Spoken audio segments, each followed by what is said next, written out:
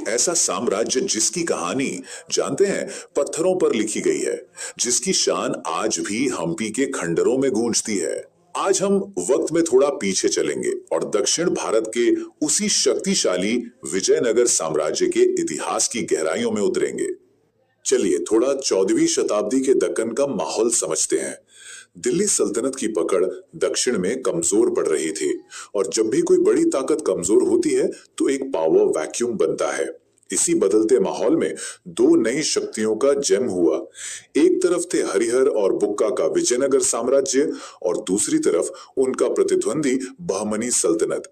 इन दोनों ने ही अगले 200 सालों तक इस पूरे इलाके की किस्मत लिखी। तो आज के इस सफर में हम क्या क्या देखने वाले हैं? हम देखेंगे कि साम्राज्य की नींव कैसे रखी गई, इसका एडमिनिस्ट्रेटिव सिस्टम इतना यूनिक क्यों था, बहमनी सल्तनत से इसका टकराव आखिर था किस बात पर, कृष्णदेवराय के दौर में ये अपने चरम पर कैसे पहुंचा और आखिर में इसकी वो कौन सी विरासत है जो आज भी हमारे बीच मौजूद है। तो चलिए कहानी की शुरुआत से शुरू करते हैं, समझते हैं कि इस महान साम्राज्य की नींव आखिर पड़ी कैसे। तो बात है 1336 की। दिल्ली पर तुगलक वंश का शासन था और जैसा हमने देखा उनकी ताकत दक्षिण में घट रही थी। इसी मौके को पहचाना दो भाइयों हरिहर और बुक्का ने और उन्होंने एक स्वतंत्र हिंदू राज्य की नींव रखी, जिसे आज हम विजयनगर साम्राज्य के नाम से जानते हैं। लेकिन देखिए, कोई भी साम्राज्य सिर्फ जंग के दम पर नहीं टिक सकता, उसे सालों साल चलाने के लिए एक बहुत ही मजबूत सिस्टम की जरूरत होती है। तो आइए विजयनगर की इसी प्रशासनिक मशीनरी को समझते हैं। सवाल ये उठता है कि इतना बड़ा, इतना फैला हुआ साम्राज्य, इसे इतनी कुशलता से, इतने अच्छे से चलाया कैसे जाता था? इसका जवाब छुपा है उनके एकदम अनोखे एडमिनिस्ट्रेटिव सिस्टम में। विजयनगर का पूरा प्रशासन एक पिरामिड की तरह था।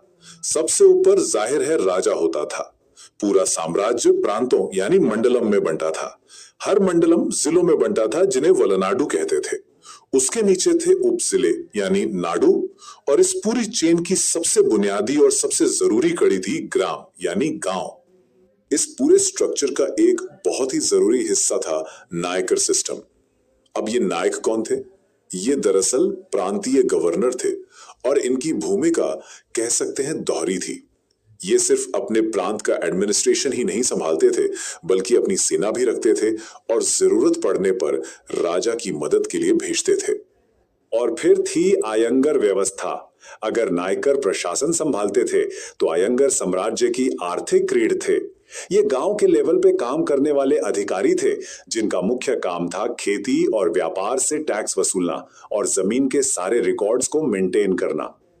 चलिए अब उस बड़े टकराव की तरफ बढ़ते हैं जिसने विजयनगर के इतिहास को सबसे ज्यादा शक्ल दी, और वो था बहमनी सल्तनत के साथ उसकी सदियों लंबी दुश्मनी।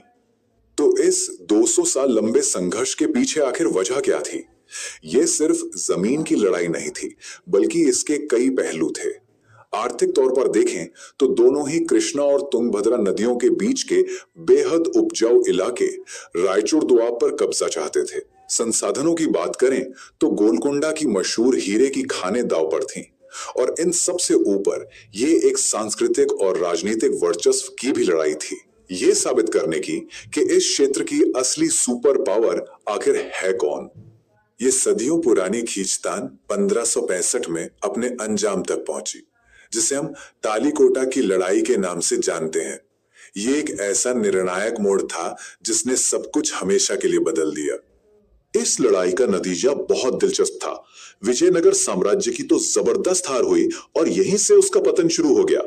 लेकिन मजे की बात यह है कि जीतने वाली बहमनी सल्तनत भी इतनी कमजोर हो गई कि बाद में वो खुद 5 छोटे छोटे राज्यों में टूट गई। और इस पूरी उथल पुथल का असली फायदा उठाया पुर्तगाली व्यापारियों ने, जिन्होंने इलाके के व्यापार पर अपनी पकड़ और मजबूत कर ली। लेकिन इस पतन की कहानी से पहले चलिए विजयनगर साम्राज्य के सबसे शानदार, सबसे सुनहरे दौर की बात करते हैं, और वो था राजा कृष्णदेवराय का शासनकाल। कृष्णदेवराय को सबसे महान शासक क्यों माना जाता है? क्योंकि उन्होंने हर मोर्चे पर कामयाबी हासिल की। वो एक बेहतरीन सेनापति थे।